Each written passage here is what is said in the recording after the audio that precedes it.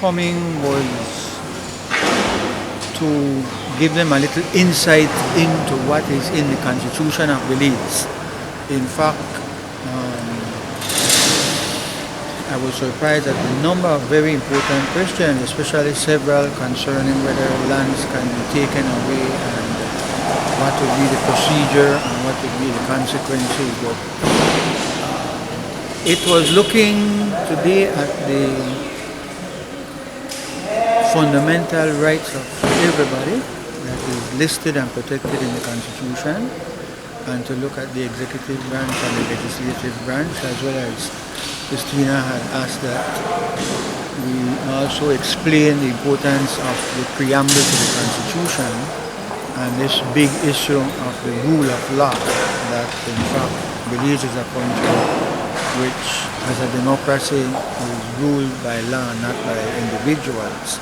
The Prime Minister and the government did proceed to, in fact, pass legislation in which a People's Constitution Commission has been established, and their role is to travel the country and even deal with Belizeans in the United States and elsewhere to encourage and motivate them to put forward suggestions and ideas as to how to improve the present Constitution.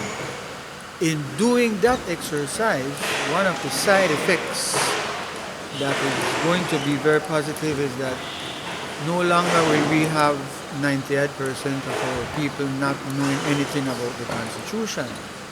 For sure, at least half of the nation would have been exposed to some fairly good idea as to what is contained in the Constitution of Belize. Some of them may even feel that there's a need for them to make suggestions to improve how the country is managed and governed, because that is in fact one of the effects of having a constitution. It's not just a supreme law, it's a law that says that the country is managed. The session today was an alcalde's assembly.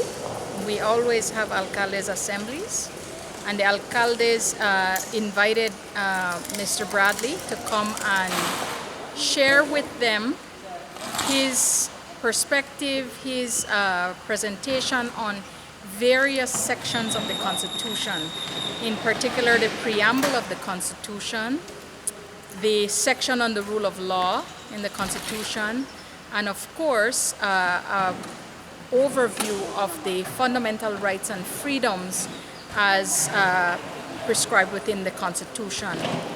This was a very important session for us because as Maya people we do believe, and in particular the leadership of the Maya villages, the alcaldes of the respective 41 villages, have a duty and an obligation to really understand the constitutional reform process, to understand the Constitution itself, so that they can participate meaningfully in helping to improve the Constitution through the reform process. So this was a really educational session for them. There is still plans for the PCC to visit as well the Toledo district, not just the alcaldes. That is one of the identified stakeholders that they will have to engage with, that they will have to provide education to and also consult with. But there are many other stakeholders here in Toledo, many other villages. They will have to, of course, engage the villages directly as well, not just the leadership of the village.